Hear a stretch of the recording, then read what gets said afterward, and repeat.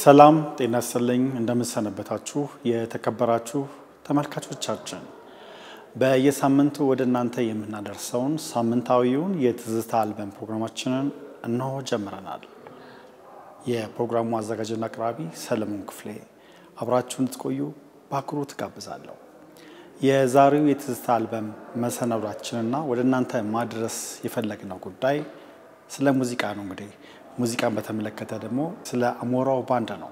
እንግዲህ በኢትዮጵያ የሙዚቃ ታሪክ ውስጥ በተለይም ዘመናዊ ሙዚቃ ላይ በርካታ ባንዶች ምንወዳቸውን ድምፃውያን የሙዚቃ ስራ ያጀቡ ብዙ የሙዚቃ ካሴቶችና የሙዚቃ ሸክላዎች እንደዚሁም ሲዲዎች እንደተቀረጹ ይታወቃል።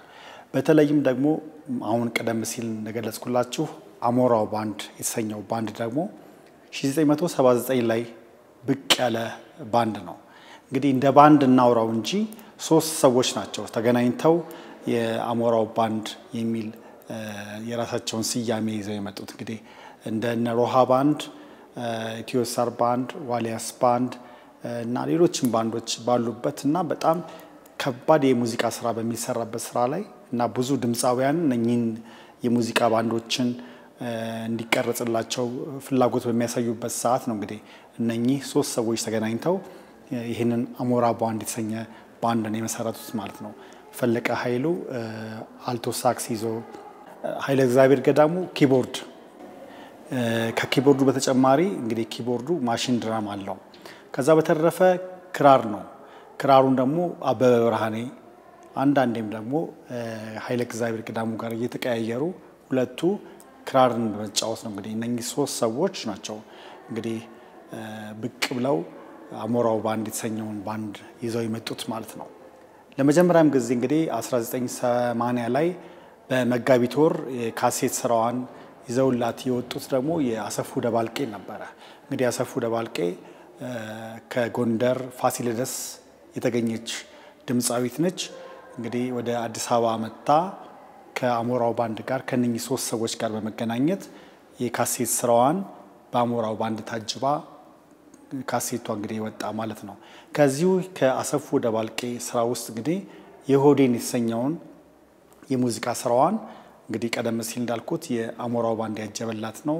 እዚህ ካሴት ላይ እንግዲህ እዚህ ሙዚቃ ላይ ክራርም እንሰማለን። ክራሩን ያጀባት አበበ ብርሃኔ ነው። ኪቦርዱን ኃይለ እግዚአብሔር ገዳሙ ይጫወታል። ድራሙ በማሽን ነው። ከዛ በተረፈ አልቶ ሳክሱን ደግሞ ፈለቀ ኃይሉ አጅበዋታል ማለት ነው። ሙዚቃውን ጋብዛለሁ። ሙዚቃውን ተከታተሉ። ከሙዚቃው በኋላ ተመልሰን እንገናኝ። እንግዲህ ከጎንደር ፋሲለደስ ከባህል ቡድን ውስጥ የወጣች ድምፃዊት ነች። በጣም ልጅ ነች፣ ግን ድምጿን የሶል ኩኩ ሙዚቃ ቤት ሳህሌ ሰምቶ ነው እንግዲህ ወደ አዲስ አበባ እንድትመጣና ስራዋን እንድትሰራ ያደረጋት። እንግዲህ እነ ፈለቀም በጥሩ ሁኔታ ሙዚቃ ስራዋን እንድትሰራ ረድተዋታልና ዛሬም እንግዲህ ዘመን ተሻጋሪ ሆኖ ሙዚቃው እንደዚህ ተወዳጅ እንደሆነ እያየነው ነው። በጣም ደስ የሚለው በሙዚቃው ደግሞ ደስ እንዳላችሁ ተስፋ አደርጋለሁ። ወደ ተከታይ ስራ እንገባለን። 1981 ላይ ደግሞ ስንሻገር የምናገኘው የሽመቤት ዱባለም ነው። የሽመቤት ዱባለም እንደዚሁ ከአሞራው ባንድ ጋር በመሆን በጣም የሚገርም ስራ ነበረ ይዛ ይቀርበችው ማለት ነው። እዚህም ላይ እንግዲህ አሁንም ቀደም ሲል እንዳልኩት በሶስቱ ብቻ ነበረ የታጀባ ይቀርበችው። የሽመቤትም እንግዲህ የሽመቤትም በእርጎዬ ቤተሰብ ውስጥ የነበረች ድምፃዊት ነች። እንግዲህ በጣም የገነኑ ስራዎችን በዛን ዓመተ ምህረት ውስጥ የወጡ ስራዎች እንዳሏት ይታወቃል። ከወንድሟ ከንጋቱ ዱባለ ጋር በመሆን እዚሁ አዲስ አበባ መጣ። ቀደም ሲል እንዳልኩት የሶል ኩኩ ሙዚቃ ቤት ባለቤት አቶ ሳህሌ ጥሩ የማዳመጥ ችሎታ ነበረውና ልክ እንዳሰፉ እሷን መልምሏት ከነ ወንድሟ ማሲንቆ ተቀላቅሎበት ማለት ነው በጥሩ ሁኔታ የሙዚቃ ስራዋን ይዛ ይቀርበችው ማለት ነው። ስለዚህ የሙዚቃ ስራዋን ጋብዛለሁኝ። የዋልክበት የተሰኘው በጣም ተወዳጅ ስራዋ ነው። የትዝታ አልበም ፕሮግራማችን ይቀጥላል። በድጋሚ መልካም ጊዜን ተመኘው።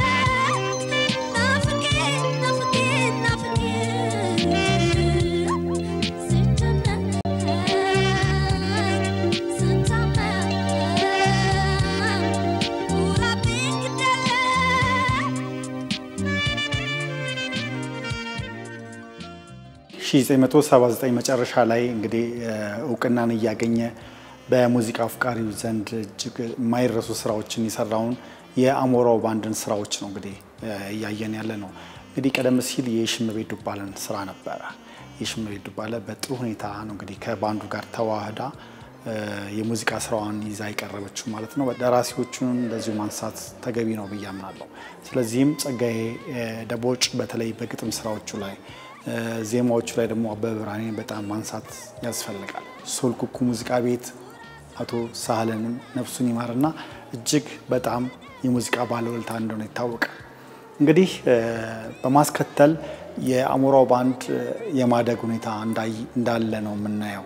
በተለይም የሰው ኃይሉን እየጨመረ የሙዚቃ መሳሪያዎች እየተጨመሩ ቀደም ሲል እንዳልኩት የኪቦርዱ እንደዚሁም ደግሞ ማሽን ድራም ነበር የሚጠቀሙት፣ በክራር ነበር። ከዛ በተረፈ አንድ ሳክስ ብቻ አልቶ ሳክሱን የሚጫወተው ፈለቀ ኃይሉ ብቻ ነበር። አሁን ደግሞ ወደ 83ቱ ደግሞ ስንመጣ የምናገኘው ብርቱካን ዱባለን እናገኛለን። ከዛ በተረፈ ደግሞ ጸጋዬ እሸቱ ደግሞ ሁለተኛ ካሴቱን ያወጣበት ዘመን ነበር። እንግዲህ ከምስረታው ጀምሮ የነበረው አሞራው ባንድ አሁን ራሱን የቻለ ድራምም መግዛት ቻለ ማለት ነው። ቀደም ሲል ከኪቦርዱ ጋር ማሽን ድራም ነበር። አሁን ራሱን የቻለ ድራም አገኘ። ኤልያስ በቀለን ነው እዚህ ላይ የምናገኘው እንግዲህ ድራሙን በመጫወት። እንግዲህ ኤልያስ በቀለ በሮሃ ባንድ ውስጥ በጣም ዝነኛ በጣም ጎበዝ ድራም ተጫዋች እንደነበረ ይታወቃል። አሁን እንግዲህ አሞራ ባንዶች ጠለፉትና አሞራው ባንድ ውስጥ ተካቶ ራሱን የቻለ ድራም ይዞ መጫወት ጀመረ ማለት ነው። እንግዲህ የሙዚቃ ቴስቱም የሙዚቃ ቀለሙም እዚህ ጋር ደመቅ ብሎ የምናገኘው እነ እርሳኝ ሀሳብ ከብርቱካን ዱባለ ስናይ፣ ከዛ በተረፈ ደግሞ አንቺ ቀናተኛ የጸጋዬ እሸቱ ሁለተኛ ካሴቱ ላይ የምናየው የድምጽ ለዛ እንደዚሁ የባንዱ ድምቀት ሞቅ ብሎ ነው የምናገኘው። እኔም እንግዲህ 1983 ላይ የወጣውን የጸጋዬ እሸቱን ሁለተኛ ካሴቱ ላይ አንቺ ቀናተኛ ቅናት አታልምጂ የተሰኘውን ስራውን ነው እናንተ ማደርሰው። ተጋበዙልን። መልካም። በአንደኛው ካሴቱ ላይ 1980 ላይ መጨረሻ ላይ የወጣው እነ መሸመሸና ወርቀ ዘቦ ያሉበት ካሴቱ በጣም ተወዳጅ ስራ ነበረው። በነገራችን ላይ ጸጋዬ እሸቱ የመጀመሪያ ካሴቱን በሮሃ ባንድ ታጅቦ ወደ 6 ያህል ሙዚቃዎችን ሪከርድ ከተደረገ በኋላ ነው አሞራ ባንዶች አሸንፈው የመጀመሪያ ካሴቱን ያወጣውና የአሞራው ባንድ ታሪክ በጣም ለየት ይላል።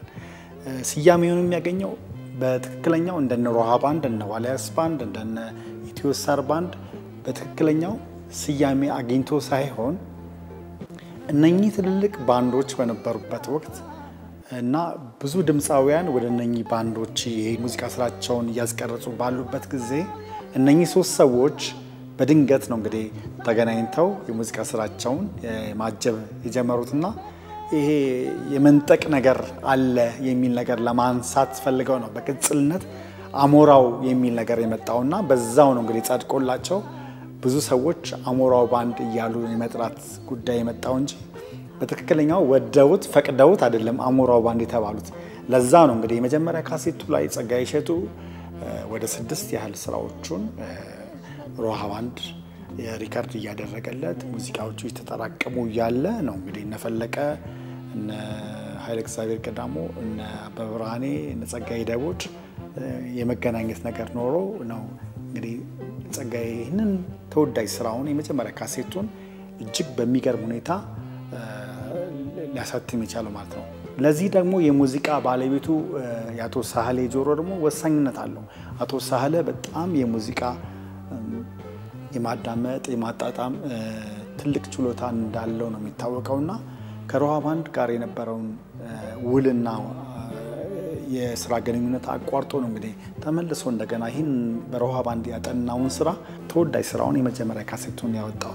ቀደም ሲል ደግሞ ያበስኳቸው ሁለተኛ ካሴቱ ደግሞ የበለጠ ደምቆ ራሱን የቻለ ድራም ተበጅቶለት ነው እንግዲህ ጸጋዬ እሸቱ ሁለተኛ ካሴቱን የሰራው ማለት ነውና እጅግ በጣም የሚገርም ነው። ጸጋዬ እንግዲህ ይሄ ስራው ደግሞ አሁን ዛሬም ድረስ ዘመን ተሻግሮ ዛሬም ተወዳጅነቱን እንዳለ ነው የሚታወቀው። ወደ ተከታይ ስራ ልናልፍ ነው እንግዲህ አሞራው ባንድ በነጠላ ብቻቸውን የመጡ ድምጻውያን ብቻ አይደለም ስራ ይሰራውና እንደዚህ የማጣመርም ነገር ደግሞ የተፈጠረው በዛን አካባቢ ነበር በተለይም አሰፉ ደባልቄን ከኬኔዲ ጋር ኬኔዲን ከሽመቤት ብርቱካን ድባለን ከኬኔዲ ጋር የማቀናጀትም ነገር ነበር ድምጻቸውን እና ዘለዛ ለዛ ያላቸውን ስራዎች የመቅረጽ ነገር ደግሞ ተፈጠረ ለዚህም ነው እንግዲህ በ1982 ላይ ኬኔዲ መንገሻን ከሽመቤት ዱባለ ጋር በማገናኘት ደግሞ በጣም ተወዳጅ ስራ ተሰርቶ እንግዲህ በኢትዮጵያ ቴሌቪዥንም ለየት ባለ ያቀራረጽ ስልት ነበር የመጣው 1982 ላይ እንግዲህ አሞራው ባንድ ድምቅ ባለ ሁኔታ አጅቧቸው የሽመቤት ዱባለና ኬኔዲ መንገሻ ልቤን ስታሮጭው ተወዳጅ ስራ ተጋበዙልን በድጋሚ መልካም ጊዜ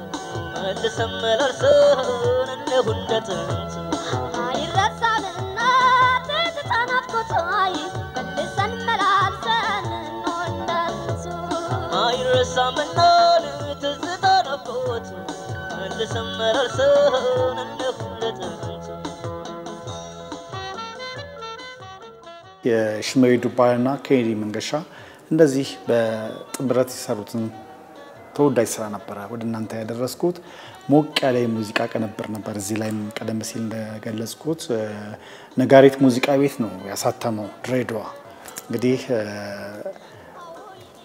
የሙዚቃ ስራው ላይ በተጨማሪ እንግዲህ ድርሰቱ ላይ አበብራኔ እንደዚሁም ደግሞ ጸጋዬ ደቦጭ በጣም የሚገርም ነው እንደወደዳችሁ ተስፋ አድርጋለሁ የሽመቤት ዱባለና ኬኔዲ መንገሻ እንግዲህ ወደ ተከታይ ሙዚቃ ግብዣችን እናልፍ ነው አሁን ደግሞ እንግዲህ በተለይም አሞራው ባንድ ከ3 ከ4 ሰዎች በዘለለ ደግሞ በርከት ብለው ደግሞ ደመቅ ያለ ተለቅ ያለ ባንድ ሆነው እንደመጡ ነው የሚያሳየው። በተለይም 1983 ላይ ወደ መጨረሻዎቹ አካባቢ ደግሞ በጣም የደመቀ ስራ ነበረ ይዘው የቀረቡት። ለዚህ ማስረጃ እንዲሆነን በተለይም ቴዎድሮስ ታደሰና አሰፉ ደባልቄ በጋራ የሰሩት ስራ ደግሞ ለዚህ ምሳሌ ማድረግ እንችላለን።